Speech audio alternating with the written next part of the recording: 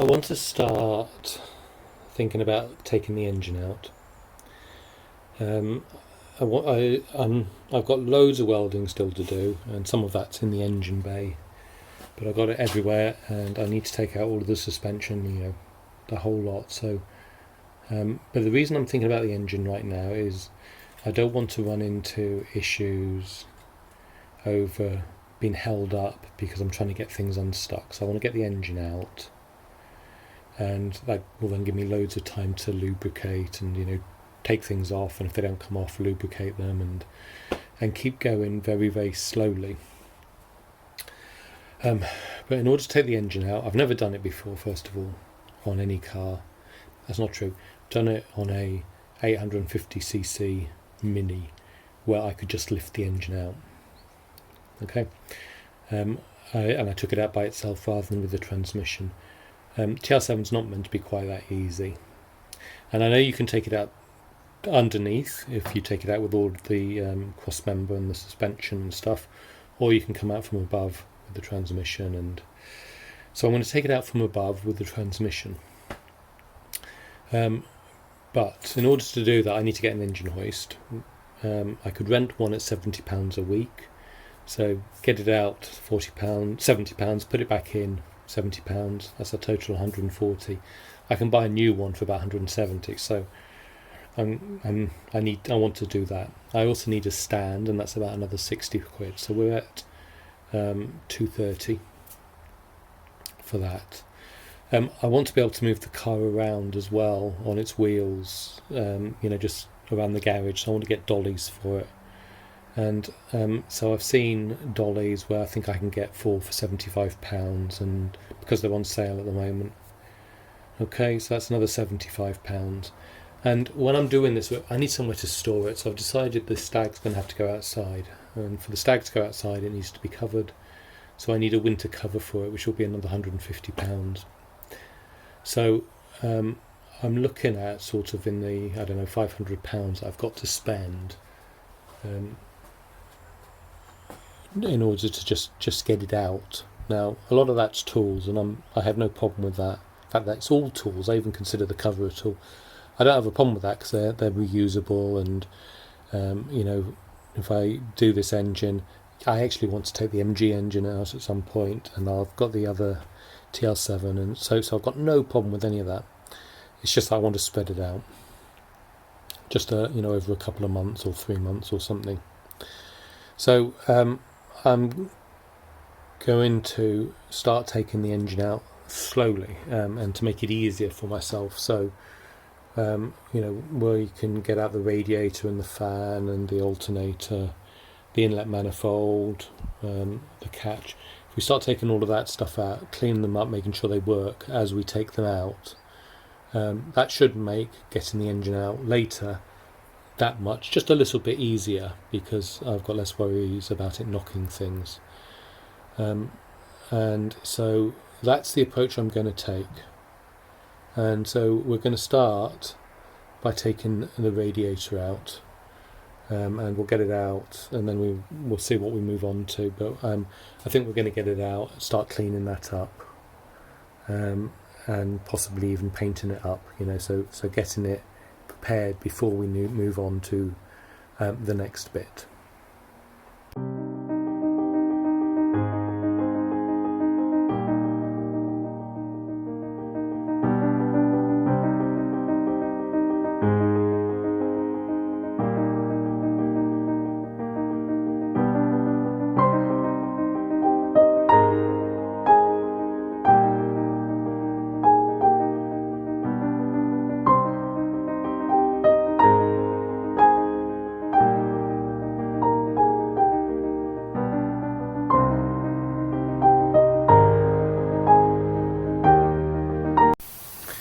So we have the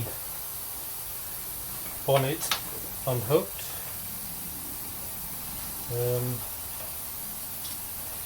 We ended up having to cut the head off the top one of these, and we also had this head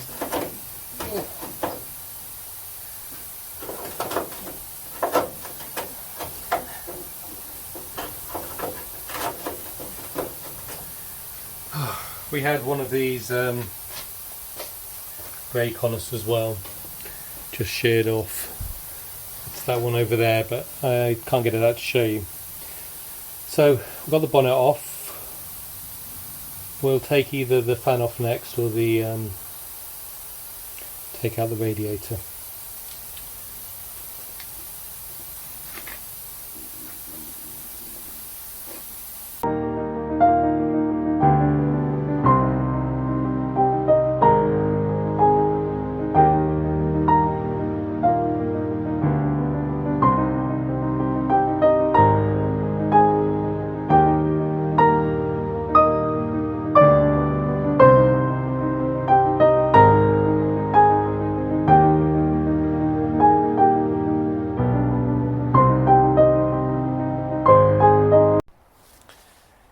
Okay, I don't know if this radiator is really reusable or not.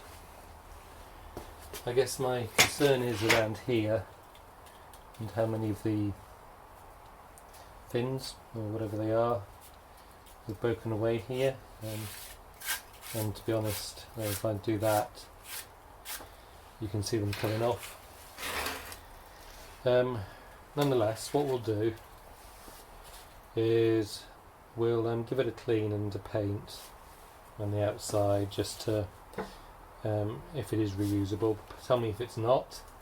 From here, took this off a little while ago, and so this bolt came out. I can't remember if this is loose on it or if it all came out together like that. This one was rusted in place, so I've got to work out trying to get that off as well. So we'll give it a bit of a wire wheel. This one's already had it, and I think we'll then apply some rust converter to it, and then we'll give it a paint.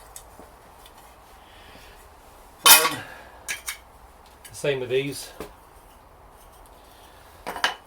The rubber mounts all look okay, just need a clean really. They all look fine, so I won't replace any of them. So that's what we're going to do now.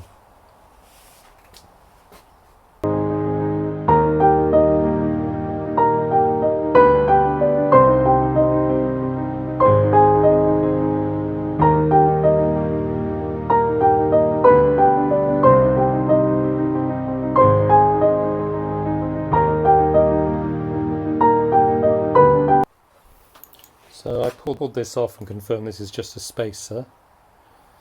It was rusted onto this one, so I'm going to assume it's rusted on here as well and just try to pull it off. Oh.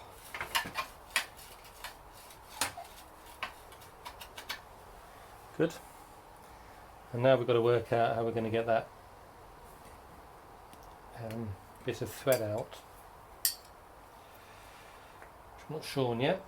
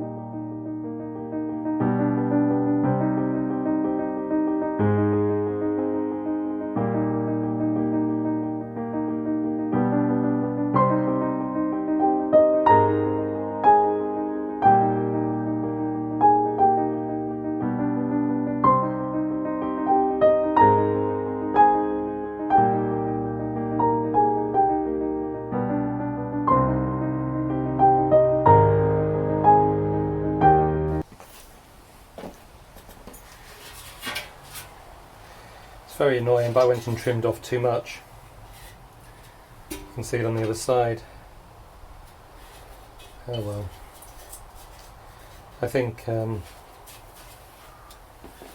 yes, I think that'll be okay. The clips will still grab on,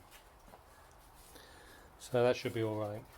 Okay, so I just need to do this hole here now. Not sure. I might just try a bit of back-in brass.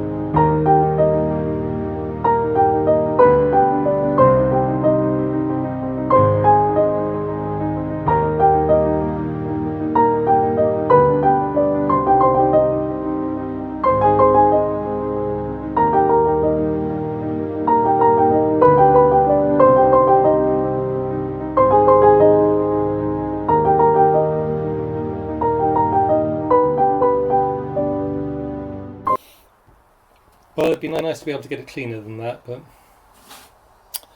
if anyone can tell me how I do get that clean, I'd be glad to know. Or is it that you paint them again? I don't know.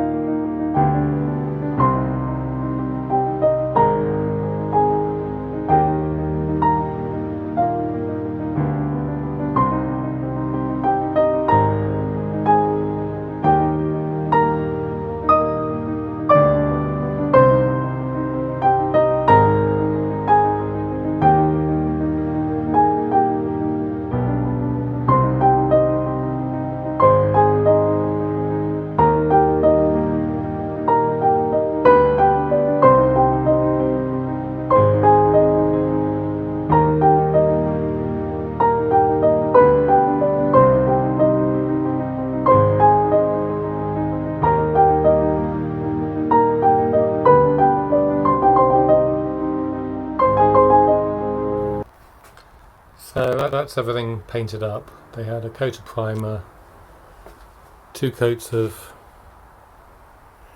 satin black, or in this case here chrome, and then 2 coats of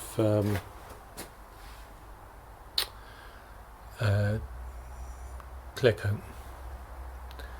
So I've got a couple of runs in there. I had a couple of problems with some of those cans, but they'll be nice enough for the engine bay, certainly.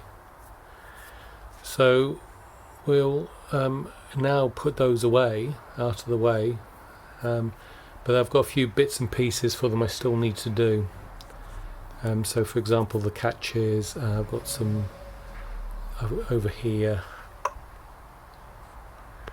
in that jar there I've got things in an evaporust. I forgot to take off the overflow for the water, for the coolant, so I've got to get that off and stuff like that as well.